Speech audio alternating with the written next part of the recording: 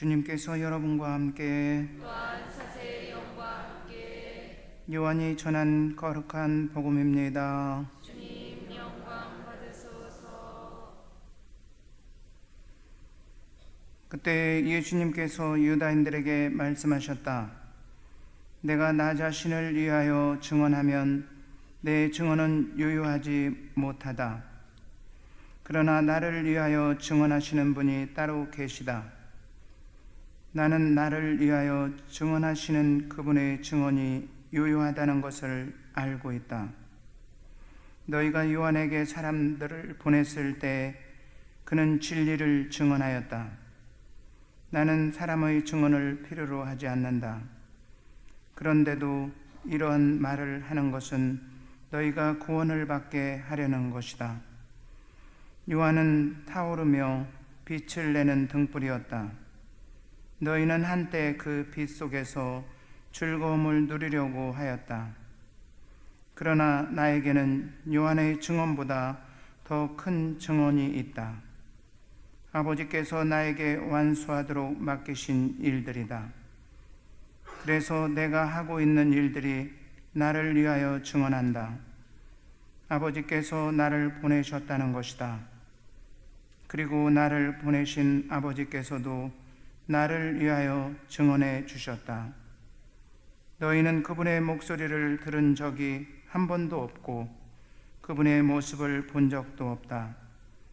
너희는 또 그분의 말씀이 너희 안에 머무르게 하지 않는다. 그분께서 보내신 일을 너희가 믿지 않기 때문이다. 너희는 성경에서 영원한 생명을 찾아 얻겠다는 생각으로 성경을 연구한다. 바로 그 성경이 나를 위하여 증언한다. 그런데도 너희는 나에게 와서 생명을 얻으려고 하지 않는다. 나는 사람들에게서 영광을 받지 않는다. 그리고 나는 너희에게 하느님을 사랑하는 마음이 없다는 것을 안다. 나는 내 아버지의 이름으로 왔다. 그런데도 너희는 나를 받아들이지 않는다. 다른 이가 자기 이름으로 오면 너희는 그를 받아들일 것이다. 자기들끼리 영광을 주고받으면서 한 분이신 하느님에게서 받는 영광은 추구하지 않으니 너희가 어떻게 믿을 수 있겠느냐? 그러나 내가 너희를 아버지께 고소하리라고 생각하지는 마라. 너희를 고소하는 이는 너희가 희망을 걸어온 모세이다. 너희가 모세를 믿었더라면 나를 믿었을 것이다. 그가 나에 관하여 성경에 기록하였기 때문이다. 그런데 너희가 그의 글을 믿지 않는다면 나의 말을 어떻게 믿겠느냐? 주님의 말씀입니다. 모두 앉으시어 신부님 강론을 경청하시겠습니다.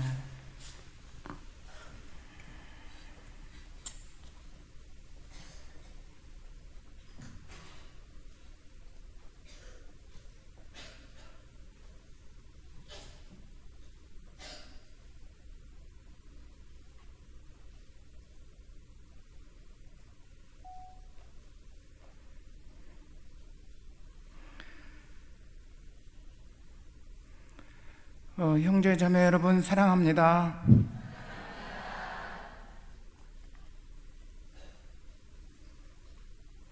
지난번 제가 밑에서 강의 한번 했었는데 그때 하느님의 사랑에 대해서 제가 말씀을 드린 것 같아요. 1시간 24분을 했는데 우리 신자분들이 1시간 한 10분에 내가 끝내려고 그랬는데 더 해달라고 그래서 10분을 더 했어요. 내가 하는 게 아니라 내 안에서 하느님께서 해주시는 일이지 뭐 내가 더 한다고 더 해지는 것도 아니고 하느님이 해주셔야 된다 그러면서 10분을 더 했어요. 그리고 정말 하느님이 해주시더라고. 그런데 그만 끝내자고 하면은 그만 끝내자는 줄 알았어요. 더 들려주시오 하는 사람은 내가 처음 봤네. 지금 내가 전국 팔도를 다 돌아다녀 봤지만 그런 분은 내가 처음 봤어요. 지금은 전국 팔도는 안 돌아다녀요. 옛날에 제가 한번 성령세신 봉사에 있을 때 좀 이렇게 돌아다니는 경우는 있었는데 지금은 이제 안 돌아다니죠. 이제 여기만 조금 이창진 신부님이 불러주니까 지금 오게 되는데,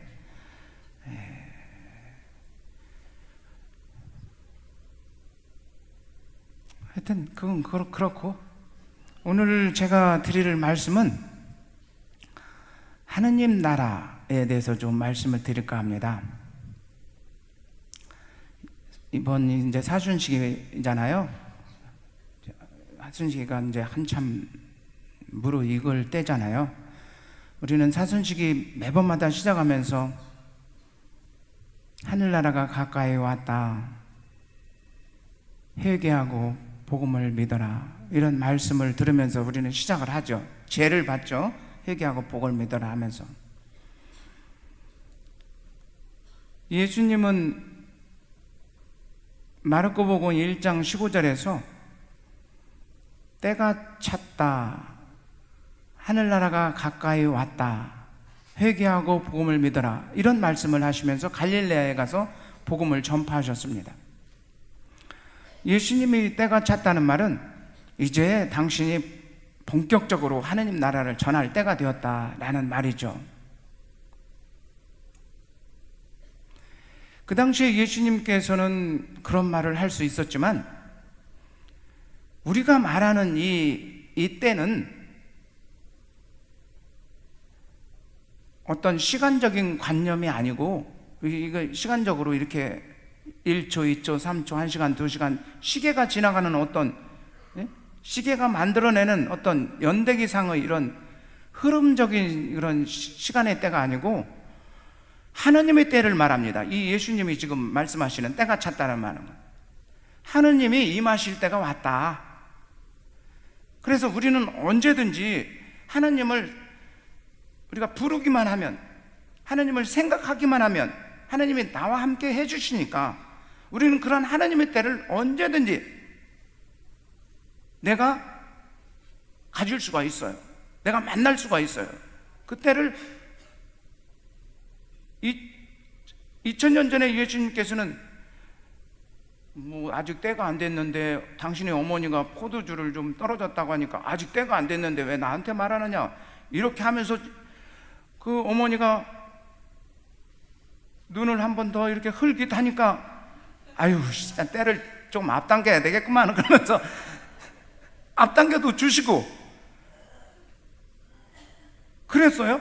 그런데 지금 이 하늘나라가 가까이 왔다, 때가 찼다라는 말은 이제 당신이 본격적으로 이제 뛰어들 때가 됐다. 이스라엘 백성들을 구원을 위해서 이제 내가 숨어서 지내지 말고 이제 가정에서 더 이상 있지 않고 이제 밖으로 나가서 출가를 해서 본격적으로 이제 하느님 나라의 복음을 내가 전할 때가 되었다라는 그런 말입니다.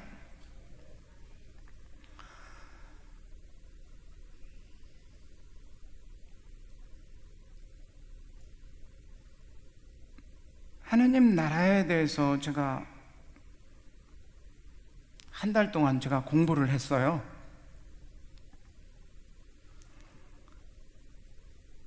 하느님 나라를 2000년 전에 예수님께서 이렇게 말씀을 하시고 본격적으로 시작을 하고 하느님 나라를 우리에게 가져다 주셨지만 구약시대부터 하느님 나라는 있었더라고요. 구약시대의 하느님 나라는 아버지께서 통치하시는 나라였잖아요. 아버지께서 구약시대에는 세상을 창조해 주시고 마지막 날에 인간을 만들어 주셔서 그 창조물을, 피조물을 다 다스릴 수 있도록 해 주셨어요. 그 삶을 에덴 동산에서 시작을 했죠. 하느님 나라의 삶을. 그래서 에덴 동산은 천국이라고 말하잖아요. 낙원이라고 말하는. 아담과 에와가 그 하느님 나라를 물려받았어요. 하느님한테. 너 내가 창조한 작품을 여기서 잘 다스리면서 살아라. 우리가 일반적인 나라의 성립 조건은 국민이 있어야 되고 영토가 있어야 되고 주권이 있어야 된다고, 이런 세 가지 요소가 있어야 된다고 하잖아요. 여기서 하나님 나라도 마찬가지입니다. 그렇게 보면 하나님이 계셔야 되고 그 나라가, 영토가 있어야 되고 또 사람이 있어야 돼요. 그래서 에덴 동산에서 그런 거 다 갖춰줘서 시작을 했어요. 하나님 나라는 하나님이 통치하는 주권이 있어야 되는 거예요. 하나님이 통치하는 나라예요, 말 그대로. 하나님이 통치 안 하면, 사람이 만약에 통치하면 그걸 하나님 나라라고 볼 수 없죠. 인간의 나라죠. 이 세상의 나라처럼 대통령이 나라를 통치하듯이. 그래서 낙원에서 우리 최초의 인간의 조상은 아담과 여호와는 하나님 나라를 시작했습니다. 덤으로 선물을 받았어요. 낙원이라는 영토를 선물을 받았어요. 그래서 하나님 나라를 시작했는데, 하나님이 다스릴 수 있도록 하나님의 말씀을 잘 지키고 살았으면 영원히 그 나라에서, 거기서 에덴 동산에서 쫓겨나지 않고 살았을 텐데, 어겼다는 거예요. 하나님의 말씀을, 하나님이 통치하시는 것을 거부했다는 겁니다. 그것도 하나님이 많은 것을 금지시킨 건 아니잖아요. 모든 나무는 다, 열매는 따먹어도 좋은데 가운데 하나만 따먹지 말아라. 이 사실 가운데 선악과라는 이것은 하나님이 거기 중심입니다. 항상 중심에, 그 영토의 중심에 하나님이 자리 잡고 있어야 그 영토가 올바로 서 있다는 것을 말해주는 거예요. 그래서 금지를 시킨 거야. 내 말을 들어라. 이거 하나만큼은. 그래서 가운데 나무 이것만큼은 따먹지 말아라. 그랬던 건데, 사탄의 꾀임으로 말미암아 그 사탄이 던지는 그 덫에 걸려 들어간 거죠. 아담과 여호와가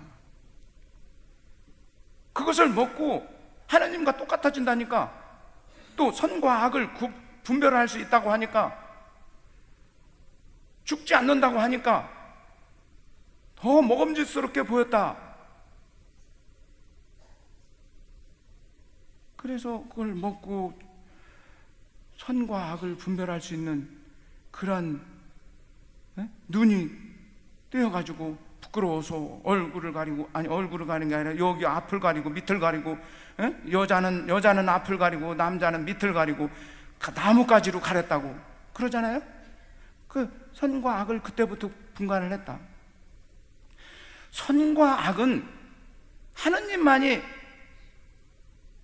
분별할 수 있어야 되는 건데, 하느님이 그래서 선과 악을 분별하면서 통치를 해줘야 되는 건데, 인간이 하느님처럼 이제 통치를 할 수 있도록 선과 악을 분별할 수 있게 되었어요. 그래서 어쩔 수 없이 하느님은 이제 지상에서 인간을 살 수 있게 해주시는 거죠. 천국에는 더 이상 하느님이 이제 중심에 설 수가 없었던 거죠. 지상으로 내려보내니, 지상에서 하느님 나라를 어떻게 건설했습니까? 지상에서 하느님은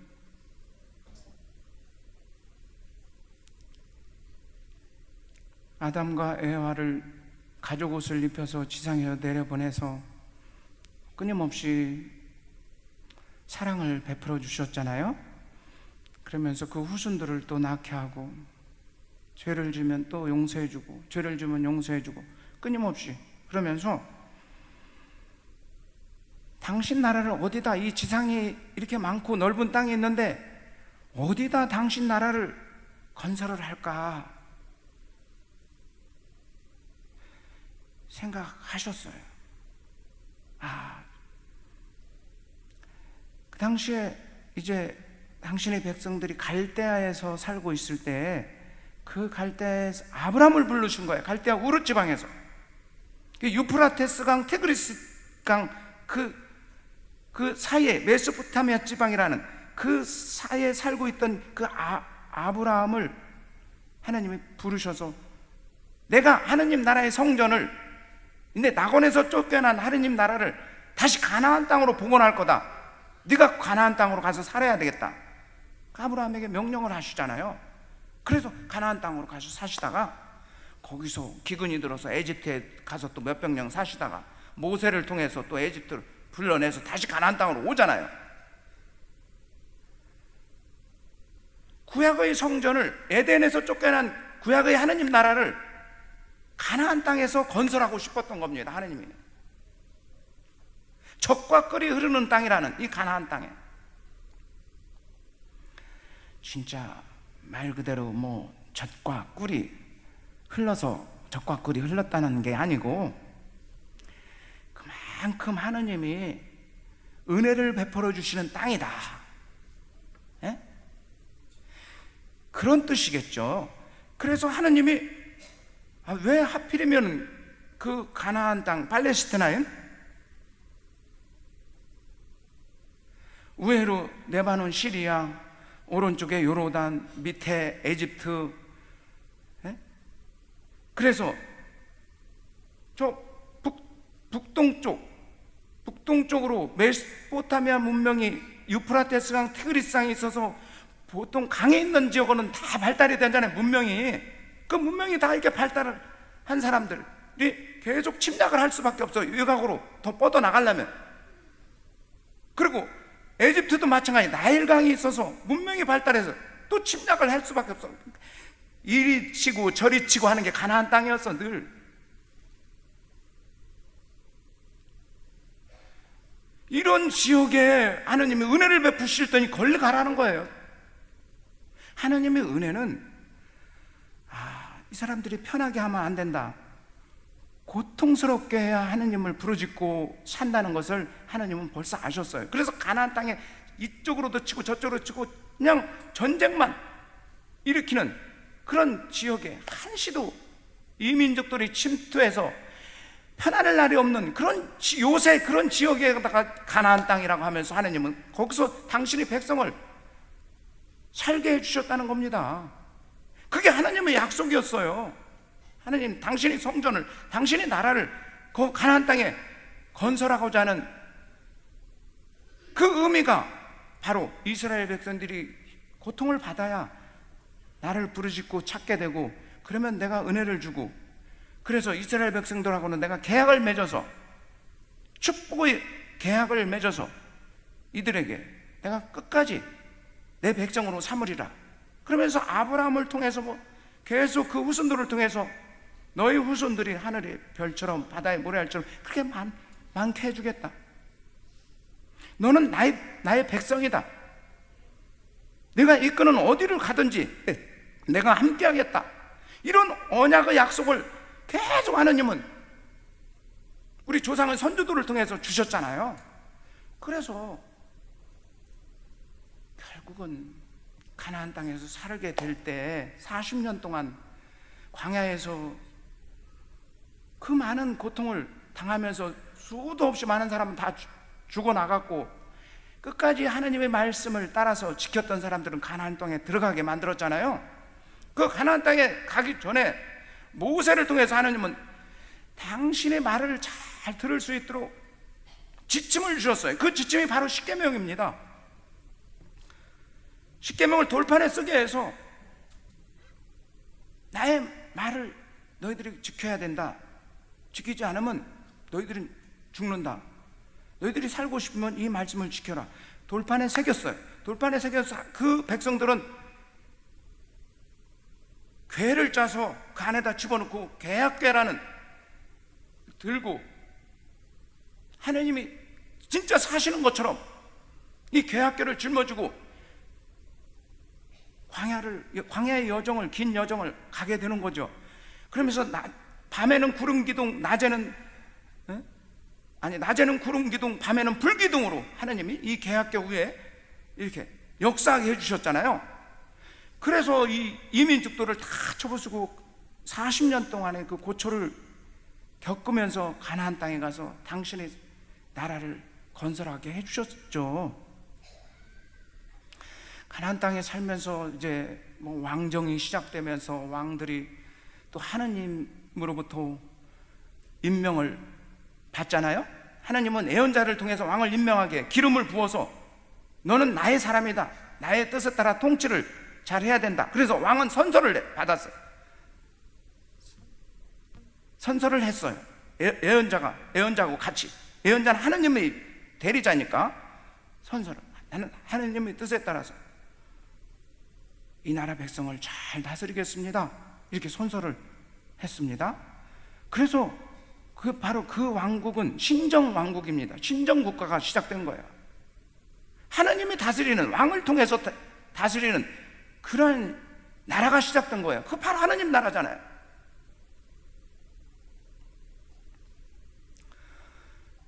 수많은 왕들이 처음에는 잘 나가다가 마지막에 다 우상 숭배에 빠지고 하나님의 말씀을 지키지 않고 하나님의 법도와 규정을 지키지 않고 다 실패했어요. 다 몰락했어요.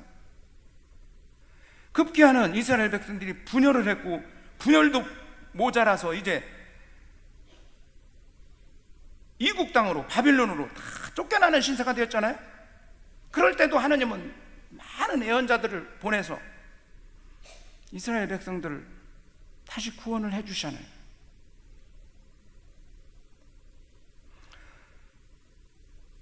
다윗 왕에게 하나님이 해주신 그 축복의 말씀 잘 아시잖아요. 다윗 왕이 회개를 잘 하니까 지은 죄도 컸지만 지은 죄에 비해서 회개를 너무나 잘했어요. 참회를 너무나 잘했다는 거예요. 우리는 지은 죄도 좋지만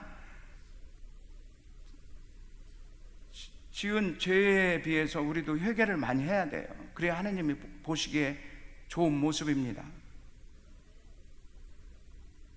신부님들이 보석을 작게 줘도 내가 지은 죄가 큰데 신부님이 보석을 별로 이렇게 약한 거 주시네 이렇게 생각하면 자기가 알아서 보석을 더 하면 좋은 겁니다. 좋다고만 생각하지 마시고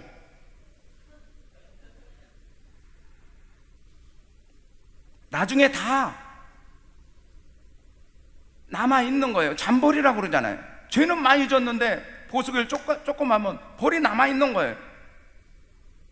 그 잔벌을 가서 죽어서 연옥에서 단련을 받는다고 합니다. 왜 연옥에서 단련을 받아 거기서 또 이승에 있는 사람한테 신세죠? 내가 여기서 다 끝내버리고 말해야지. 신세 짓지 말고.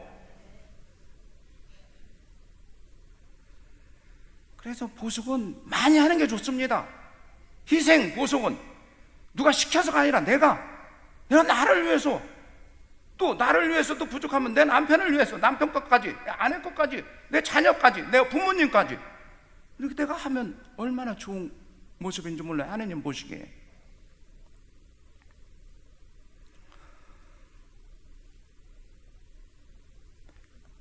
다윗에게 하나님이 그런 말을 했어요. 내가 참여하는 모습을 보니까 내가 감동을 받았다. 내가 죄 지은 것보다 참회를 보니까 내가 벌을 내가 더 이상 줄 수가 없다. 너에게 내가 축복의 말씀을 주는데 이제 너의 후손에서 메시아가 탄생된다. 옛날 너희 선조들이 아브라함과 야곱과 이삭의 하나님, 그 하나님이 그들에게 약속은 자손의 축복을 하늘의 별처럼 바다의 모래알처럼 그렇게 주었는데 이제 그건 당연하고 그것 플러스 너희 후손에서 메시아를 내가 탄생하게 해주겠다. 지금 이스라엘 백성들이 수많은 왕들이 지금 거쳐갔지만 다 하나님께 말년에 다 실패하고 또 끝내는 바빌론 땅까지 다 포로로 다 잡혀가고 거기서 절망에 빠지고 있을 때 하나님은 이사야 예언자를 통해서 희망을 가져라, 희망을 가져라. 우리 선조들이 이렇게 잘못해서 우리가 끌려왔지만 하나님께서 다시 자비를 베풀어 주셔서 앞으로는 우리 이스라엘 백성들을 영원히 멸망하지 않고 통치하게 해주실 왕을 보내주겠다고 했다. 그 왕이 바로 우리가 기다려왔던 구세주 예수 그리스도다. 희망을 가져라. 그러면서 이렇게 선포를 했어요. 바빌론에서 고생하고 있는 이스라엘 백성들에게. 그분들이 다시 고국 땅에, 가나안 땅에 와서 성전을 재건했잖아요. 성전 재건하면서 거기서 하느님을 정말 자기들이 삶의 주인으로 하나님의 최고, 왕보다도 더 높으신 분, 우리가 받들어야 될 분, 최고로 경배해야 될 분, 하나님만이 우리를 통치해 주시고 우리를 다스려 주실 분, 이런 분으로 고백하면서 하나님께 찬양과 영광을 드리면서 그 예언자들이, 학개와 지가리야 예언자들이 성전 재건 운동을 하면서 그렇게 이스라엘 하느님 나라를 다시 복원시켰어요. 이스라엘 땅에.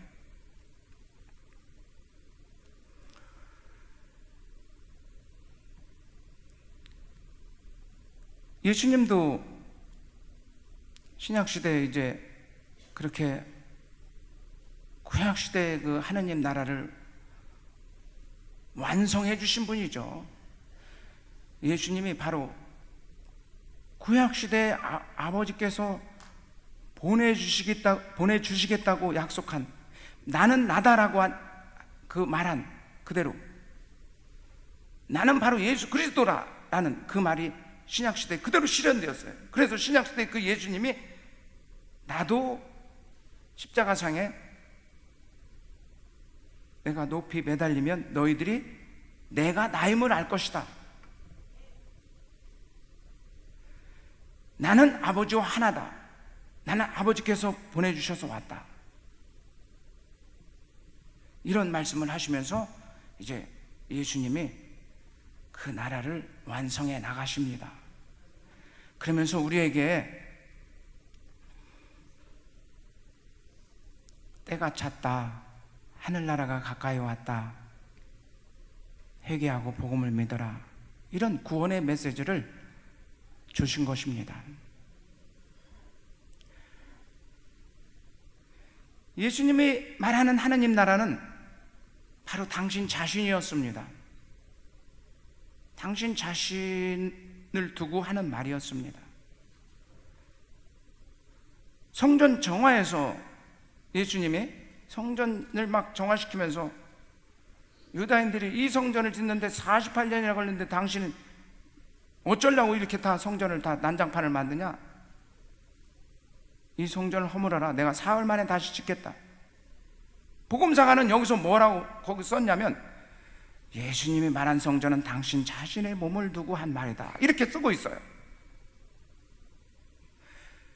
그러니까 예수님이 지금 하늘나라도 하느님 나라가 왔다라는 것도 바로 당신 자신이 왔다, 내가 하느님 나라다라고 지금 말한 거나 똑같다라는 거예요. 늘 예수님은 그렇게 말했어요. 유다인들이 하느님이 보여주신 증거가 어디 있느냐? 당신이 하느님 아버지께서 보내셨다면 그 증거를 대봐라. 하느님 나라가 어디 있느냐? 그럴 때 예수님은 이런 말씀도 하셨어요. 하늘나라는 여기 있다 저기 있다 말할 수 없다. 왜냐하면 하느님 나라는 보이는 것으로 오지 않는다.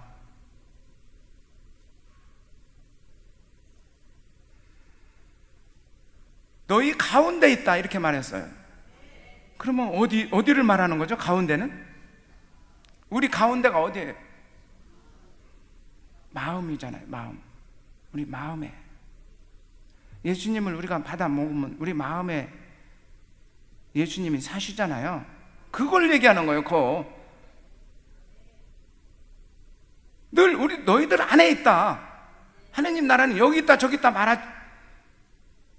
말을 하지 말아라. 하느님 나라는 보이는 걸로 오지 않는다. 너희들 마음에 있다. 그래서 우리 마음에 하느님 나라를 건설해 주셨습니다. 예수님은 우리 마음에 하느님 나라를. 구약시대의 하느님 나라는 성전 중심의 하느님 나라였어요. 개약계부터 시작해서 모세의 십계명 돌판에 써던 그 개약계부터 시작해서 성전 중심의 하느님 나라였다면, 신약시대의 하느님 나라는 이제 보이는 성전을 초월해서 보이지 않는 이 마음의 성전을 예수님이 건설해 주셨다는 겁니다.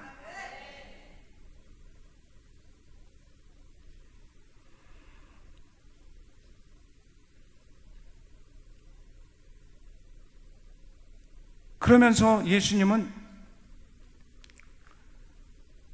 그 하늘나라, 하느님 나라, 이게 하늘나라, 하느님 나라, 이게 제가 지금 반복해서 이렇게 저렇게 다 얘기하는데 똑같은 말입니다. 하느님 나라나 하늘나라나 똑같은 의미라는 거예요. 아니, 말은 좀 다르지만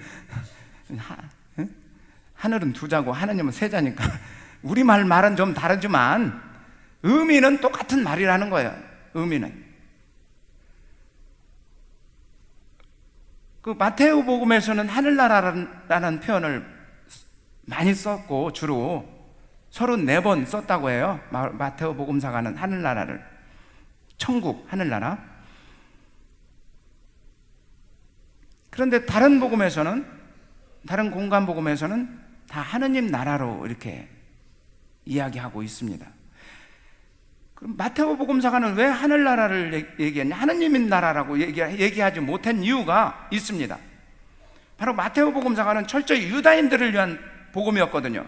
유다인들을 대상으로 한. 유다인들은 하느님을 이 지상에 하느님이 왔다, 하느님이 나라가 지상에 있다라는 걸 인정하고 싶지 않은 사람들이었어요. 철저히 하느님 저 위에 우리를 초월해서 어디 높은 곳에 하늘에 말 그대로 있는 분이지, 예수님이 갑자기 와서 그 아버지라고 하고 너희들과 함께 있다고 그러고 나와 함께 있다고 그러고 이렇게 말하니까 유다인들은 하느님을 모독한다고 그렇게 처단을 했잖아요. 그래서 마테오 복음사가는 하느님 나라라는 표현을 안 쓰고 하늘나라라는 표현을 거기다 많이 썼다고 합니다.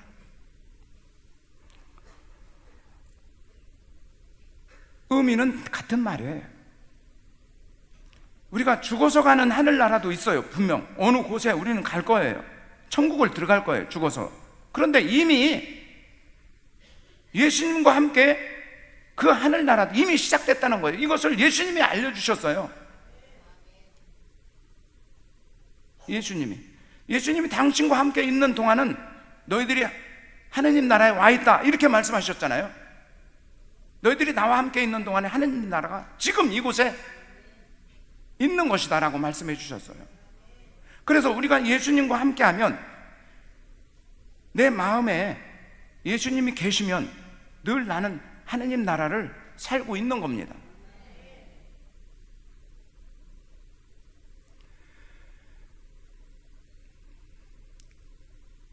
그런데 그 하느님 나라를 어떤 때는 우리가 잊어버릴 때가 많이 있죠. 하느님을 잊어버리면 하느님 나라도 잊어버리는 겁니다. 하느님이 없는 하느님 나라는 없어요. 하느님이 계셔야, 중심에 계셔야 그 나라가 유지되는 겁니다. 에덴 동산을 유지하기 위해서는 그 중심의 선악과가 바로 하느님이었는데, 선악과 나무가 그 중심에 있어야 이 에덴 동산이 유지해야 되는데 그걸 어겨버렸으니까 에덴 동산이 하느님 나라가 무너져 버렸듯이 우리도 마찬가지예요. 내 삶의 중심에 하느님이 안 계시면 내 안에 하느님 나라는 무너져 버립니다. 무너져 버려요. 한순간에 무너져 버려요. 악마가 침투해도 한순간에 무너졌죠. 예? 그래서 사탄은 늘 우리를 유혹하려고, 그래서 하나님과 우리를 떼어놓으려고 늘 노심초사 때만 기다리고 있죠. 옛날에 2000년 전에 예수님 광야에서 예수님 유혹의 기회를 때만 노리고 있었듯이 지금도 마찬가지입니다. 우리에게 그 때만 기다리고 있어요. 유혹의 때만. 과감히 우리는 사탄이 유혹하는 그 낚싯밥을 딱 유혹의 덫에 걸리지 않게 몰아내버려야 됩니다. 그걸 덥석 받아먹으면 안 되는 거예요. 사탄이 던지는 미끼를 덥석 받아먹으면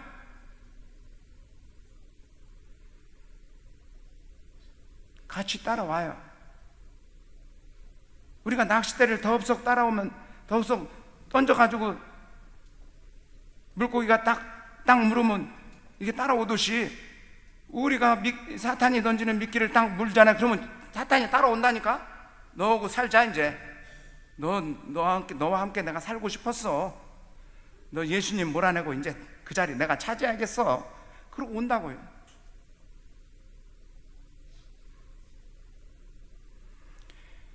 그래서 베드로 사도는 이런 말을 했잖아요. 정신을 항상 바짝 차리고 깨어 있으십시오. 여러분이 먹인 악마가 우글거리고 돌아다니는 사자처럼 그렇게 돌아다닙니다. 여러분들 먹으려고.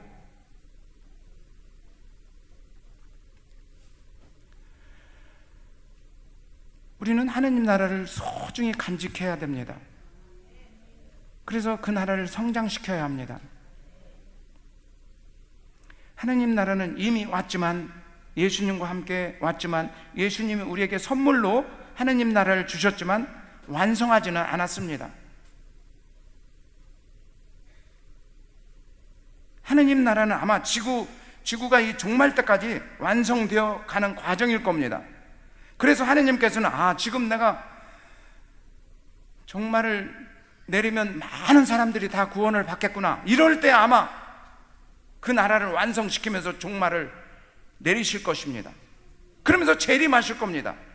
예수님께서 재림하실 때 하느님 나라는 완성된다고 보면 되는 거예요. 그래서 하나님은 기다리고 참으시는 겁니다. 모든 사람들이 단 한 사람도 구원 못 받는 사람이 있을 것 같다면 하나님은 참으면서 기다려주는 겁니다.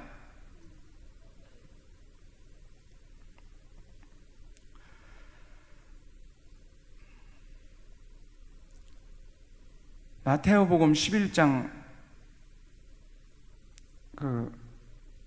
12절에 보면은 세례자 요한 때부터 지금까지 하늘나라가 폭행당했다라는 말을 예수님께서 해주셨는데, 그 당시에 하늘나라를 폭행하는 사람들이 많이 있었나 봅니다. 결국 당신 자신을 인정하지 않고 받아들이지 않는 유다인들을 두고 하는 말씀이 아닌가 싶습니다. 그런데 그런 유다인들 같은 사람들이 지금도 있죠. 지금도 하늘나라를 폭행하는 사람이 있죠. 하느님 나라를. 하늘나라를 자기가 함부로 자기가 주인이 되어서 하나님이 통치하게 해야 되는데, 자기가 주인이 되어서 삶의 주인공으로서 살려고 하면 그 사람은 하늘나라를 폭행하는 겁니다.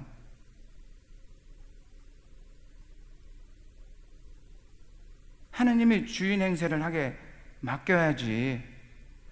내가 하느님 나라를 살고 있다고 하면서 하느님은 저쪽으로 가 있으라고 그러고 내가 항상 주인 노릇만 하면 하늘나라를 폭행하는 거예요.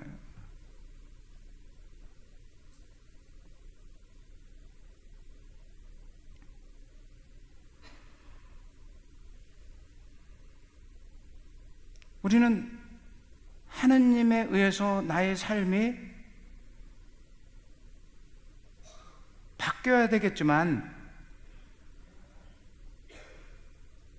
문제는 하느님에 의해서 모든 삶이 움직여져야 된다는 거예요.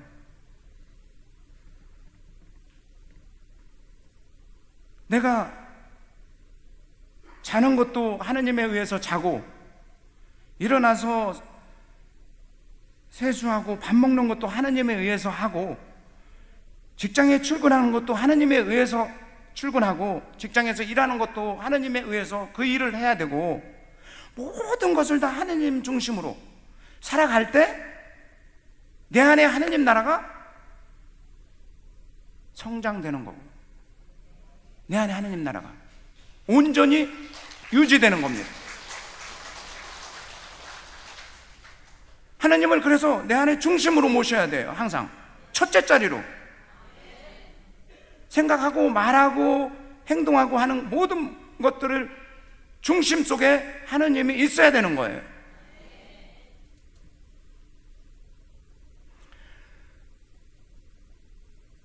이런 마음을 갖는다면 두려울 것도 없습니다. 불안할 것도 없습니다. 제가 지난번에 여기 밑에서 강의할 때 그런 말씀을 드렸어요. 다른 사람에 의해서 나의 삶을 움직여주면 안 된다. 내 삶의 주인공은 나다. 다른 사람이나 어떤 환경에 의해서 나를 바꾸려고 하지 말아라. 그런 것들은 언제든지 변하게 되어 있다. 수시로 변한다. 수시로 변하는 것들 때문에 나의 삶을 움직이게 하면, 맡기면 어차피 불안한 것들인데, 다른 모든 것들은, 이 세상의 피조물들은 다 불안한 것들인데, 불안전하는 것에 내가 맡겨버리면 나도 그 사람들에 따라서 움직여지고, 마음이 움직여지고 흔들릴 수밖에 없다. 그런데 우리는 하나님 나라를 건설한 사람이고 하나님 나라가 내 안에 있는데 왜 그런 거에 의해서, 피조물에 의해서 내 마음이 움직여지냐? 내 안에 계신 하나님에 의해서 내 마음이 움직여져야지. 그런 말씀을 제가 드린 적이 있어요. 지난번 하느님 사랑 강의 때. 그렇게 살아야 바로 그게 하느님 나라를 온전히 잘 건설하고 있는 그게 징표입니다. 늘 나는 내 안에 하느님이, 예수님이 나의 삶의 주인공이야. 나는 그분이 시키는 대로, 나는 그분이 종이고 그분이 시키는 대로 나는 살아가야 돼. 이렇게 결심을 하고 이렇게 살아가야 됩니다. 바로 이렇게 사신 분이 예수님이시잖아요. 늘 아버지께서 시키는 대로, 시키는 말만 했다고 그러고 아버지께서 주시는 가르침만 전했다고. 내가 생각한 가르침은 하나도 없었다. 한마디 한마디 아버지께서 시키는 말만 했다. 아버지가 바로 나의 증인이다.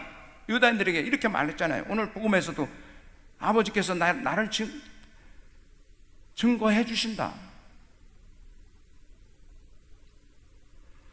예수님이 철저히 아버지 중심으로 사셨듯이 여러분들도 예수님 중심으로 사실 때만이 그 하나님 나라는 튼튼해지고 건설이 된다는 것을 아셔야 합니다.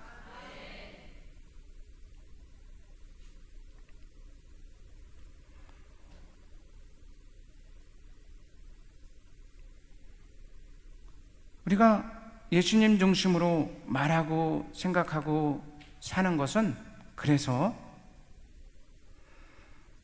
세상에 유혹을 받게 될 수밖에 없고 세상에 시련을 많이 받을 수밖에 없습니다. 왜? 세상은 예수님이 사는 방식하고는 정반대의 삶을 살잖아요.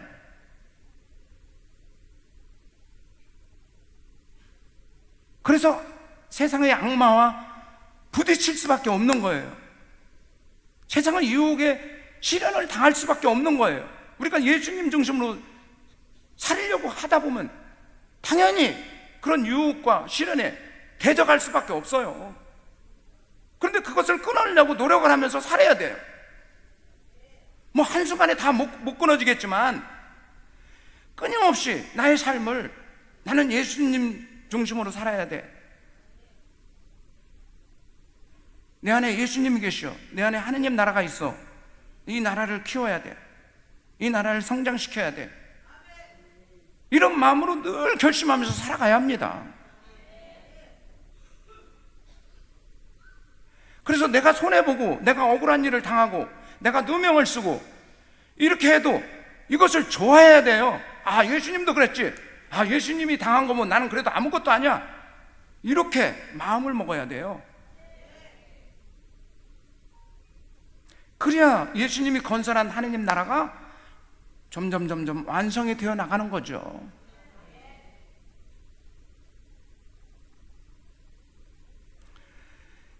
그렇지 않고 늘 사탄의 유혹에 넘어가서 또 예수님이 언제 나에게 왔냐, 내가 언제 뭐 하느님을 믿었냐 또 잊어버리고 세상 중심에 빠져 살다 보면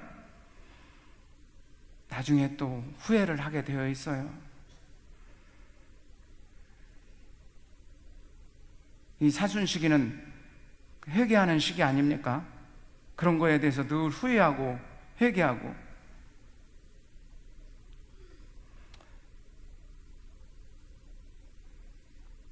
자연적으로 이제 회개의 말씀 좀 드려야 되겠는데, 하느님 나라에 우리가 들어갈 수 있기 위해서는 전제 조건이 바로 회개입니다.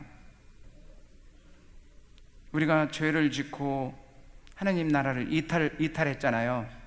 그래서 자기 죄를 인정하고 무슨 죄를 졌는지 인정하고 뉘우치고 통회하고 다시 하느님께 돌아가야지 방향을 돌려서 하느님께 가는 겁니다. 돌아가는 겁니다. 하느님께 돌아가면 바로 하느님 나라에 들어가는 거예요. 하느님이 계신 곳에 또 들어가니까 그게 하느님 나라잖아요. 그동안에 세속에서 하느님이 없는 나라에 사셨어. 다시 하느님 나라에 이제 오는 겁니다. 내가 회개하고 하느님께 방향을 돌려서 오면 다시 하느님께서는 야, 내 나라에 왔구나. 너 그동안에 세속에서 세상 중심으로 살다가 너 고생 많이 했지. 상처도 많이 받았지. 그래, 잘 왔다. 그러면서 품어 안아주시고,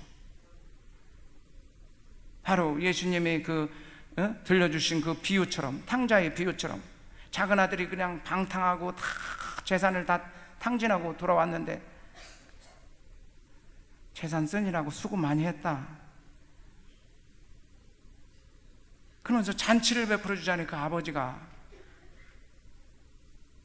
그래서 회개하면 그동안에 과거에 지은 죄는 다 하나님께서 다 잊어주시고 그냥 반가워서 그냥 기쁨으로 맞이해 주시는 분이에요. 하나님은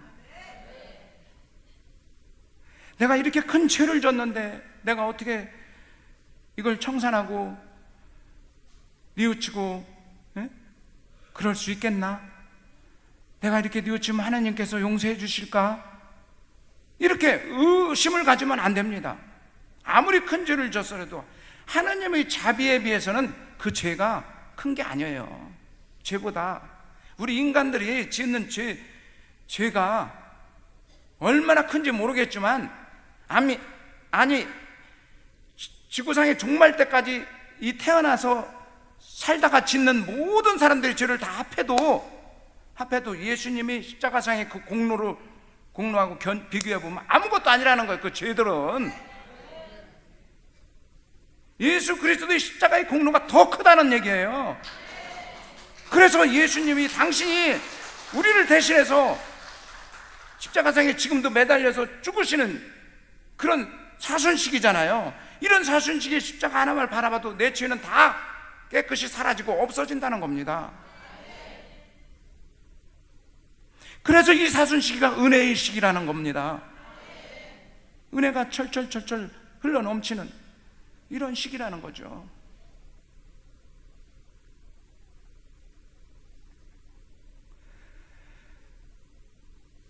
이렇게 우리가 회개하고 하느님께 돌아오면 다시 하느님 나라에서 베풀어지는 잔치에 우리가 참여해서 그 하느님이 주시는 음식을 맛있게 먹고 영적인 양식, 영적인 양식을 또 먹고 영원한 생명을 다시 또 이어서 살잖아요. 이 영원한 생명이 다시 주어지잖아요. 예수 그리스도를 우리가 믿어서 세례받을 때 믿어서 시작된 그 영원한 생명이 잠시 죄로 말미암아 또 떠났다가 또 회개해서 예수님께 돌아와서 그 영원한 생명이 또 이어져서 또 사는 거예요. 우리가 영생하면 여러분들이 죽어서만 가는 생명이라고 그렇게 생각하면 오산입니다. 지금 이미 시작된 거예요. 예수님과 함께 하늘나라가 시작됐다고 하듯이 예수님과 함께 영생도 시작된 겁니다. 내가 믿으면서 예수님을 처음 믿으면서 세례 받으면서 영생도 시작된 거예요. 영원한 생명도. 예비자 교류반 때 그렇잖아요. 믿음이 무엇을 줍니까? 영원한 생명을 줍니다. 영원한 생명은 무엇입니까? 예수 그리스도를 믿고 받아들이는 것입니다. 이렇게 고백하잖아요. 예비자 교류반에서. 그게 실제 똑같이 이루어지는 거라니까요. 영원한 생명을 이 땅에서도 지금 많이 누려야 돼요. 그래서 이 땅에서도 일찍 죽으면 안 돼. 오래 살아야 돼요. 다들 100살까지는 기본적으로 살아줘야 돼요. 지금은 100살 사는 시대 아니에요? 앞으로 좀 우리 후손들은 이제 120살 사는 시대가 돼버려요. 또 예수님이 우리가 일찍 죽으면 슬퍼하셔. 나 너한테서 너와 함께 오래 살고 싶었는데 너 일찍 죽어버리면 내가 섭섭하다. 너 오래 살아야 나도 오래 살지. 이러신다니까. 예수님이 내 안에 사는데 내가 오래 살아야 예수님도 좋고 다 좋잖아요.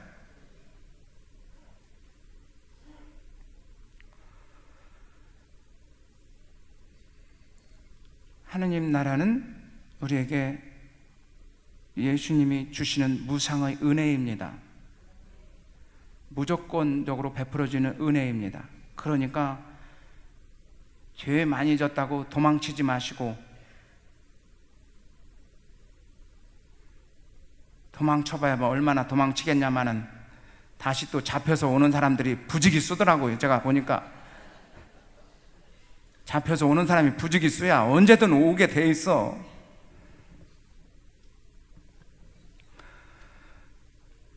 장례미사 때는 한 번씩 다 와. 장례미사 때 죽어서라도 오더라고. 죽어서라도 오더라고. 죽어서 장례미사 치러달라고 그래. 냉담 뭐 한 1, 20년 한 사람이. 저는 다 드려줘요. 죽어서까지 와서 하나님이 다 받아주시죠. 어떤 신부님들은 뭐 냉담한 사람은 장례미사를 안 드려준다고 하는 분도 있는데, 저는 그래서는 안 된다고 봐요. 하나님의 자비를 생각해보면 어떻게 그렇게 말할 수가 있어요. 근데 그렇게 말하는 것도 이해는 돼요. 왜냐하면 그래야 냉담하지 않지. 그거 받아주면 다 냉담하면 어떡해. 그래서 그렇게 말할 수밖에 없는 그 심정은 내가 이해를 하는데, 결과적으로 온 사람은 거부하지 말아야지. 받아줘야죠. 죽어서까지 왔는데 거부를 해?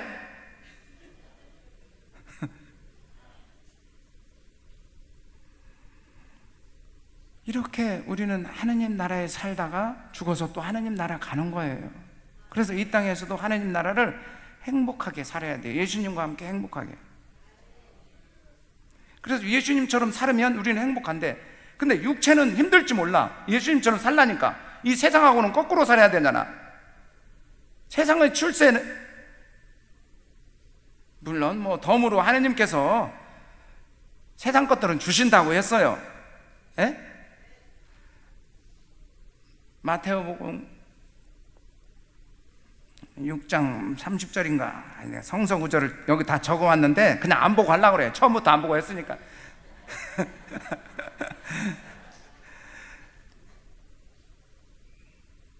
예수님께서 그런 말씀을 하셨잖아요. 하늘의 새들을 보아라. 길쌈도 하지 않고 하나님께서 먹이신다. 들의 꽃들을 보아라. 자기 하나님께서 수고도 하지도 않은 그 꽃들에게 저렇게 아름답게 영화를 입히시는데, 하물며 사람이야 얼마나 더 잘 입히시겠느냐. 다 먹고 마시고 입히고 그런 거 걱정하지 말아라. 오직 걱정해야 될 것이 있다. 하느님 나라와 그 의를 구하여라. 그러면 나머지 것은 이 세상적으로 다종적으로 따라온다. 덤으로 따라온다. 이렇게 말씀하셨어요, 예수님이. 그러니까 세상 것들을 우리가 추구해서 얻어지는 것이 아니라 덤으로 따라온다는 거예요. 하느님 나라와 의를 구하여라. 그래서 하느님 나라를 제가 지금 제목으로 이렇게 1시간 동안을 장장 지금 말씀드리는 거 아닙니까? 에? 하느님 나라가 그렇게 중요하다는 거예요.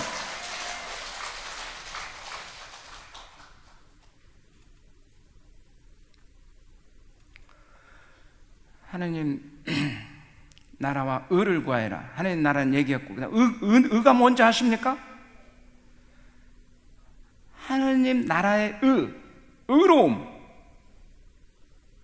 하나님께서 생각하시는 의로움이라는 거예요. 하나님께서 생각하시는 의로움은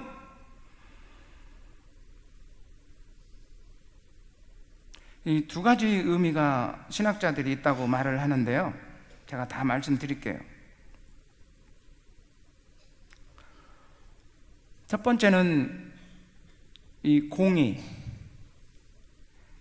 이 최다가라는 말인데, 히브리 말로 최다가. 하나님의 이 공의는 하나님과의 관계에 있어서 올바른 관계로 맺어지는 것. 하나님과의 관계가 올바르다. 그럼 올바르다는 관계는 뭡니까? 하나님의 마음과 자기 마음이 같아질 때, 즉 하나님의 마음을 내가 헤아려 줄 때, 하나님께서 너야말로 나와 올바른 관계를 맺을 수 있다, 이렇게 인정해 주시는 분이에요. 이게 하나님의 공의예요. 그러니까 하나님의 마음을 헤아려서 하나님의 뜻에 따라준다.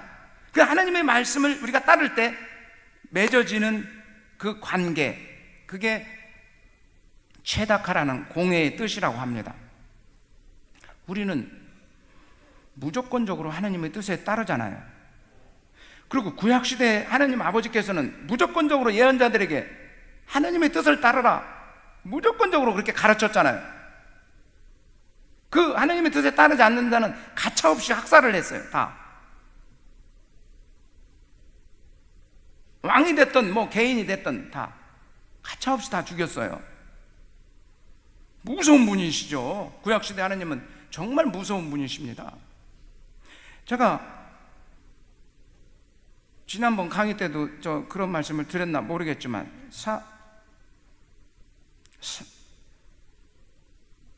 사울이 초대 왕이 되었잖아요. 사울이 초대 왕이 되어서 뭐 전쟁을 잘하니까 초대 왕이 되었는데, 전리품을 획득해서 어느 날은 사무엘 예언자한테 혼났잖아요. 왜 이리 전리품을 하나님께 다 바쳐줘야 되는 건데 가져왔어? 그랬을 때 그 사울 왕이, 이거 저기 하나님 재단에 내가 제사 지내려고 송아지 한 마리인데 가져온 겁니다. 그러니까 사무엘 예언자가 엄청나게 크게 야단을 치잖아요. 하나님께서는 이 제사 지내는 것 좋아하지 않으십니다. 기름진 제사는 역겨워하십니다. 이제 하나님께서는 당신의 말씀을 듣는 것을 원하십니다. 당신이 하나님 말씀을 어겼으니까 당신의 이제 왕의 기간은 끝났어. 그래서 사울은 전쟁에 나가서 칼에 맞아서 사지가 다 잘려주고 나뭇가지에 걸리는 그런 참사를 당했습니다. 그런 모습을 보면서, 야, 정말 나는 한번 그냥 사무엘이 혼내주고 그냥 말로 그냥 야단을 치나 보다 했는데 하나님이 진짜로 이렇게 죽이시네. 정말 무서운 분이시구나.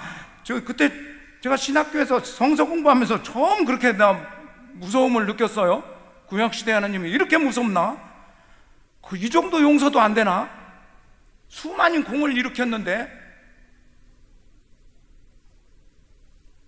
그런데 하나님이 정말 말씀을 지켜야 너와 나와의 올바른 관계가 된다. 끊임없이 그래야 이 성전이 유지가 되고 하나님 나라가 유지가 된다. 하나님의 뜻에 따르지 않는다는 가차없이 죽는다. 이런 논리, 이게 바로 하나님의 공인데, 이게 의로움이야. 하나님이 생각하는 의로움이야.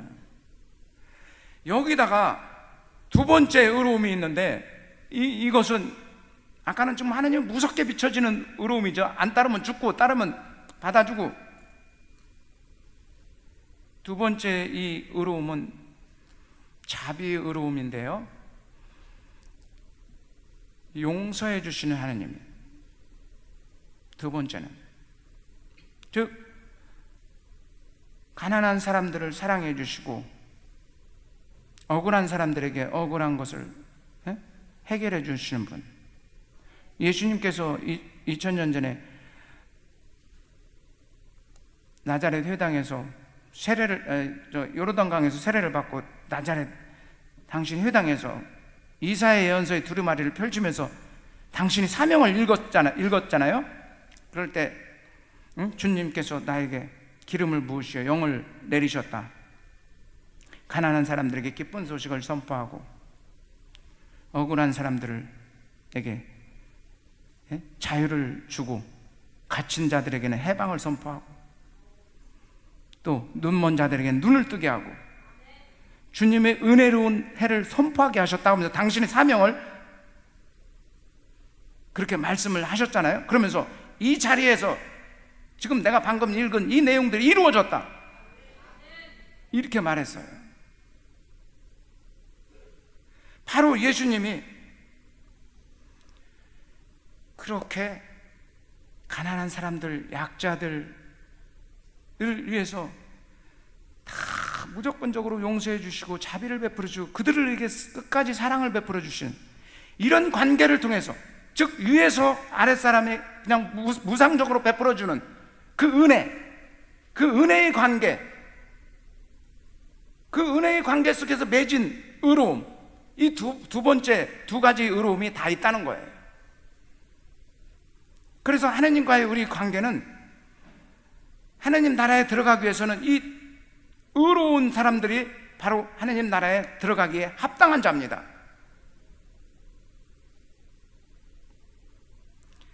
하나님의 말씀을 듣고 실천하는 이가 하늘나라에 들어간다. 누가 내 어머니요 내 형제냐? 하나님 말씀을 듣고 따르는 자가 내 어머니요 형제다 라고 예수님께서 말씀해 주신 것처럼 바로 하나님 나라에 들어가기 위해서는 그분의 의를 구해야 돼. 그분의 의를 구하는 사람들은 하나님 나라에 자동적으로 들어갈 수밖에 없다.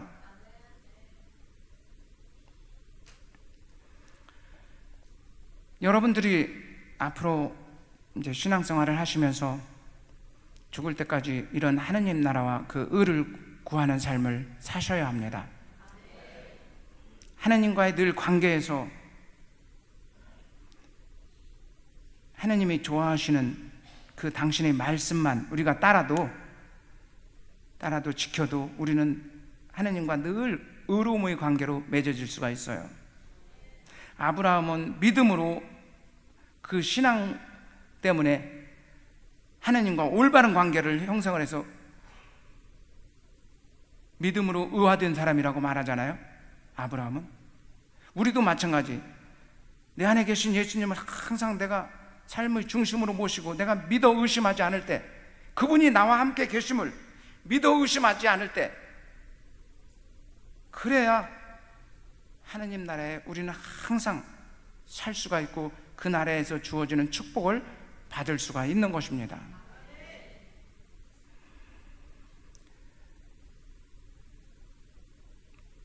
이 하나님 나라는 우리가 죽어서도 완성되지 않고 하나님이 이 세상에 오실 때, 예수님이 재림하실 때 완성된다고 합니다. 그래서 예수님이 이 세상에 재림하실 때는 사도 바오로가 말씀하시는 이 재림의 상황을 보면 먼저 하늘에서 나팔 소리가, 천사들을 통해서 나팔 소리가 막 울려 퍼진다는 거예요. 천사들이 나팔을 불고 막 이 지상으로 내려온대요. 그러면 죽은 자들이 먼저 일어나서 하늘로 올림을 받는다는 거죠. 그런 다음에 죽은 자들이 올라가서 심판을 받고 그 다음에 산 사람이 그 다음에 마지막으로 올라간다. 이게 재림할 때의 그 상황이에요. 재림의 장면을 사도 바오로가 그렇게 말했어요.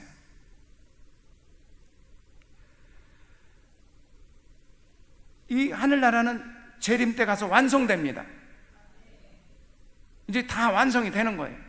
우리는 사는 나라가 완성될 때까지 우리는 늘 그 나라 안에 있기를, 그 나라에 이탈하지 않고 늘 하나님 나라에 대해 떠나지 말고 그 안에 살기를 바라면서 또 노력하면서, 그리고 하나님을 내 삶의 중심으로 늘 모시면서 그렇게 사는 것입니다.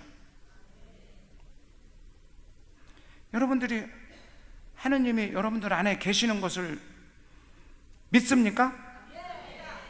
예? 그러면 하느님 나라가 있는 거죠. 하느님 나라는 늘 우리 안에 있다고 그랬으니까. 그러니까 안에 예수님이 계셔야 하느님 나라도 있는 거예요. 그 하느님 나라의 중심에 예수님이 계셔야 합니다.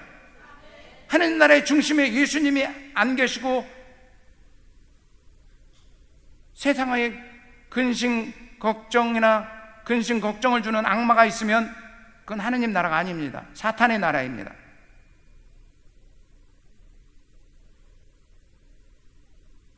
사탄이 우리에게 던져주는 먹이로 내가 안에 가득 차면 하느님 나라는 없어지는 거예요. 사탄이 우리에게 주는 먹이, 교만, 인색함. 교만이 겸손의 반대잖아요. 겸손의 반대. 이 교만함이 태초에 선악과도 따먹었던 게 바로 교만의 악마예요. 그 다음에 음욕한 마음들, 분노, 막 화를 표출하는 것들, 이게 사탄의 먹이에요. 그다음 탐욕, 질투, 나태, 이렇게 7가지가 7가지 죄의 뿌리라고 우리 천주교에서는 옛날부터 가르쳤어요.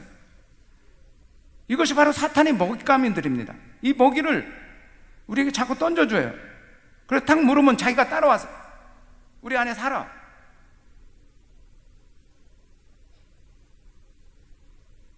이것을 물리쳐 나가고 우리는 회개를 하면서 고백성사를 봐야 합니다.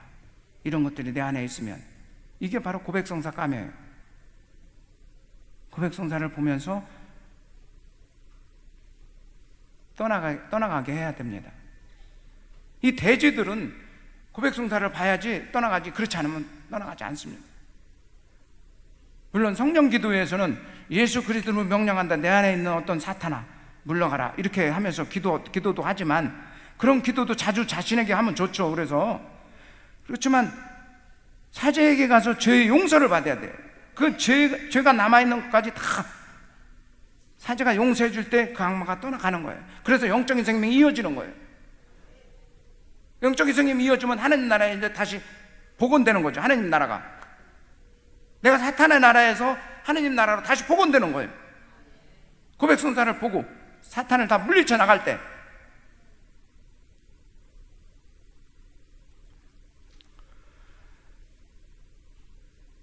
하나님 나라는 우리에게 늘 우리가 언제든지 마음만 먹으면 내가 하나님을 부를 수 있고 하나님을 찾을 수 있고 하나님을 만날 수 있다고 그랬어요. 그래서 그 하나님은 두세 사람의 이름으로 기도하면 늘 함께 있겠다, 이렇게 말했어요. 내가 이렇게 언제 어느 때나 어디를 가든지 하나님을 만날 수 있고 내가 부를 수 있고 그런 하나님을 늘 내 안에 삶의 중심으로 모신다면 여러분들이 영적인 신앙의 성장은 말할 것도 없이 성장할 것이며, 영적으로 신앙이 성장하면 육적으로도 마찬가지로 몸도 튼튼해지는 겁니다. 병이 안 생겨요. 이런 사람들은 오래 살 수밖에 없어.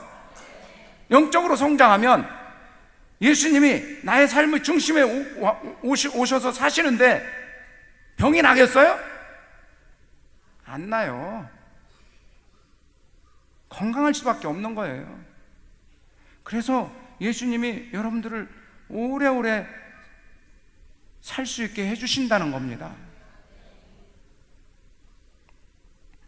이 사순 시기에 여러분들은 오늘 하느님 나라와 회개에 대해서 그 나라에 들어갈 수 있는 방법, 회개를 잘하면 된다.